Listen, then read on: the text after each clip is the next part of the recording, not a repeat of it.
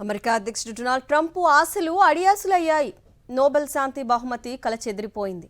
Nobel శాంతి పురస్కారంపై గంపడ ఆశలు పెట్టుకున్న ఆయనకు నిరాశ మిగిలింది. ట్రంప్ నోబెల్ ఆశలపై నీళ్లు చల్లిన Norway committee Venezuela iron lady Corina మచాడోను ఎంపిక చేసింది. బుల్లెట్ల బదులు బ్యాలెట్ ఎంచుకుందామన్న ప్రజాస్వామ్య సంకల్పానికి పట్టం కట్టింది. నోబెల్ పురస్కారం కోసం అధ్యక్షుడు డొనాల్డ్ ట్రంప్ ఎంతో ఆరాటపడ్డారు. తనకు ఖచ్చితంగా నోబెల్ వస్తుందని చాలాసార్లు చెప్పుకొచ్చారు. అక్కడితో ఆగకుండా ఇజ్రాయెల్, పాకిస్తాన్తో నామినేషన్ చేయించుకున్నారు. ఏమీ చేయని ఒబామాకు ఇచ్చారు. 8 యుద్ధాలు ఆపిన నాకు ఎందుకు ఇవ్వరంటూ ఆక్రోశం వెళ్లగక్కారు. వైట్ హౌస్ ఏకంగా పీస్ ప్రెసిడెంట్ క్యాంపెయిన్ కూడా చేసింది.